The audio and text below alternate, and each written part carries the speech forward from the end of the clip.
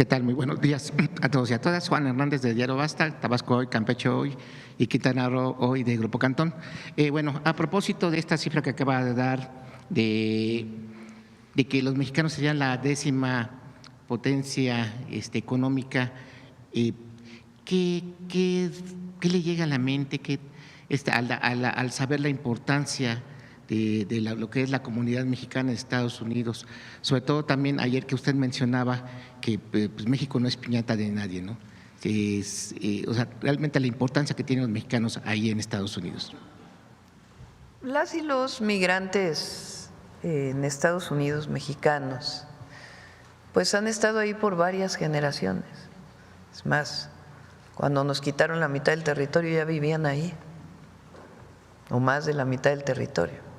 Y a lo largo de la historia pues ha habido migración por dos razones. Una, la necesidad de las y los mexicanos de buscar una vida mejor para sus familias, y la otra, la necesidad de la economía de Estados Unidos de que haya trabajadores y trabajadores que ayuden a desarrollar su economía.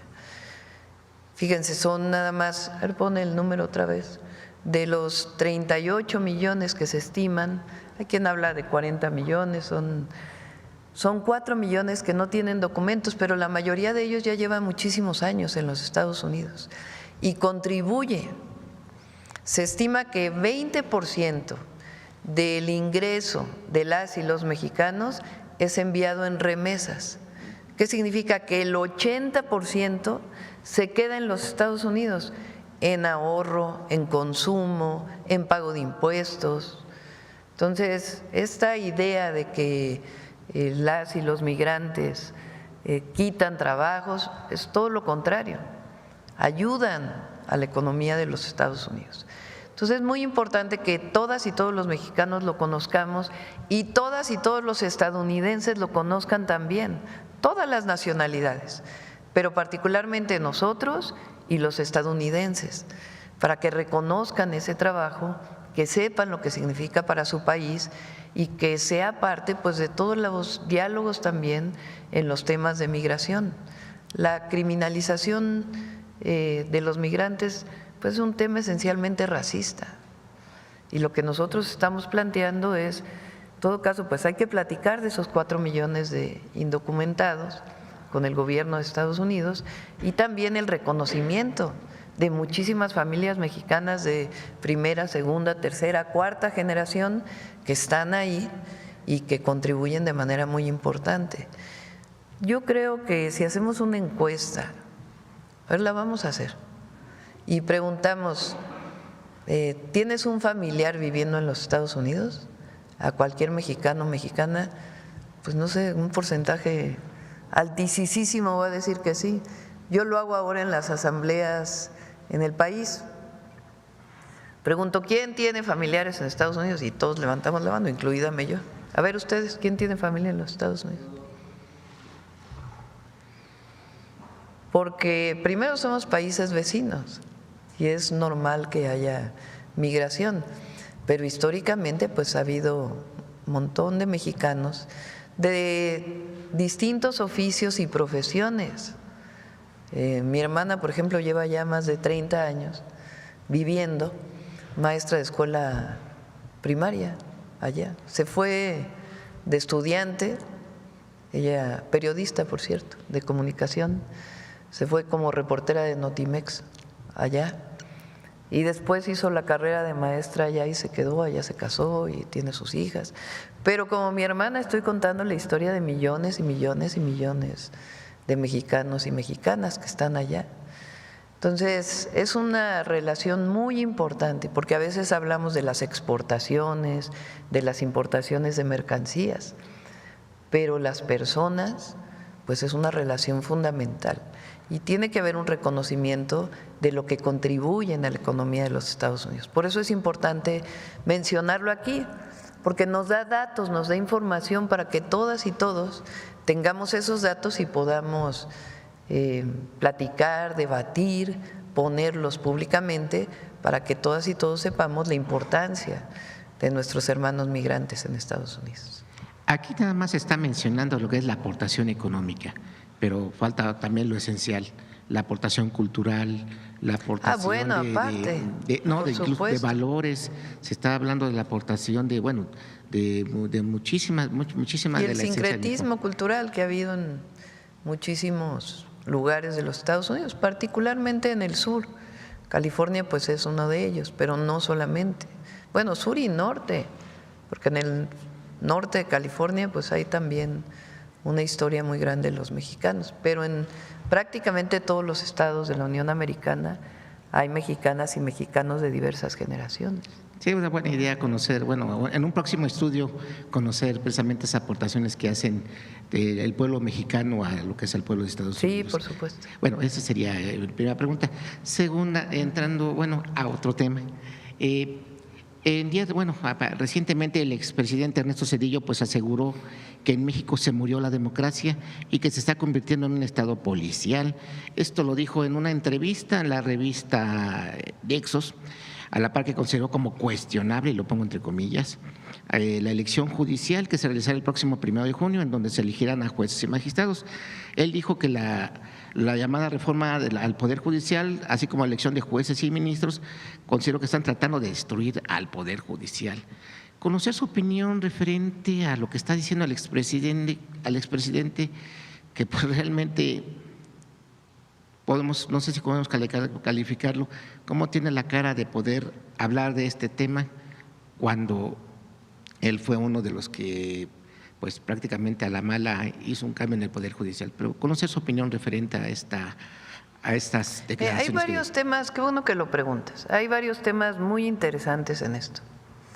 Lo primero es que nuestros adversarios políticos,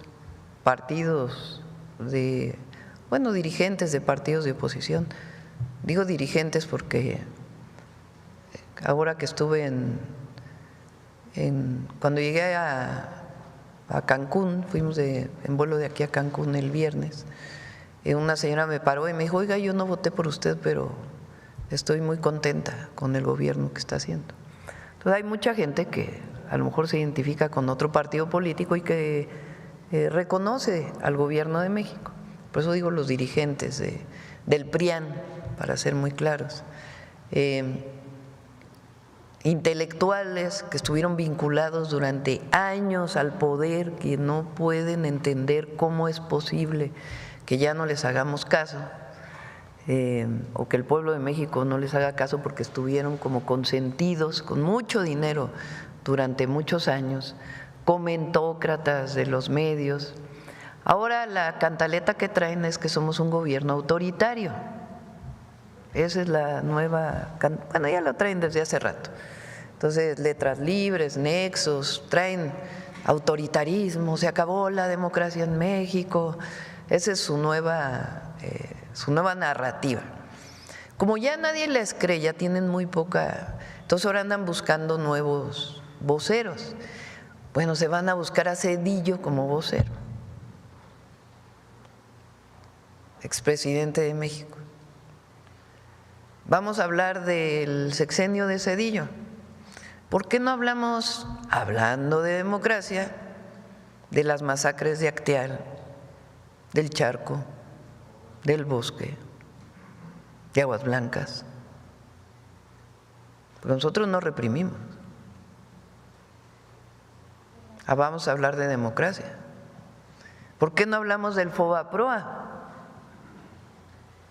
Porque también es autoritarismo rescatar a unos cuantos, hacer deudas privadas como deudas públicas y dejar en el desamparo a millones de deudores en nuestro país, con una deuda que seguimos pagando las y los mexicanos. ¿Por qué no hablamos de la privatización de los ferrocarriles? Porque eso también es autoritarismo. ¿O a quién le consultó cuando privatizó los ferrocarriles? ¿A poco hizo una consulta pública para saber si los privatizaba o no?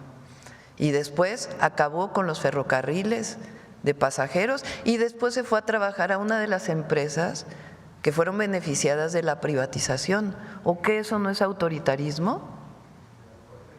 ¿O por qué no hablamos de la desaparición de la Corte? y la decisión a modo de una nueva corte impuesta por él, porque él propuso a cada ministro y ministra de la corte, ministros, porque eran hombres de aquella época.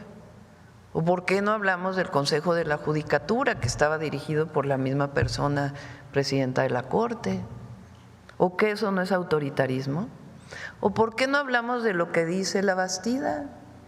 De que él entregó al PAN a petición del gobierno de Estados Unidos el gobierno de México. ¿O que eso no es autoritarismo? ¿Eso no es entreguismo? Entonces, ahora resulta que Zedillo es el paladín de la democracia. Lo bueno es que el pueblo de México está muy informado, muy informado. Entonces están diciendo que hay autoritarismo porque el pueblo va a elegir al Poder Judicial. O sea, imagínense la contradicción. Pues ¿qué no democracia es el gobierno del pueblo? Bueno, eso lo dijo Lincoln. El gobierno del pueblo, por el pueblo y para el pueblo. Entonces el pueblo ahora va a elegir a su poder judicial, pero eso no es democracia, porque para ellos la democracia es la de unos cuantos. El pueblo no es sabio, el pueblo no conoce, el pueblo no puede decidir quién va a ser su ministro, porque imagínense que un pobre vote. No, eso no es democracia. O sea, se regresaron al tiempo ancestral. Entonces, están buscando un vocero, imagínense, Zedillo como vocero. ¿Qué más dónde vive Zedillo? Hace muchos años que no vive en México, ¿no? Digo por ser expresidente, porque bueno, como decimos, hay muchos mexicanos que no viven en México, pero él tomó la decisión de ya no vivir en nuestro país, como muchos otros expresidentes. Entonces, es muy contradictoria, fíjense, ¿no? Ley censura ahora la ley de telecomunicación.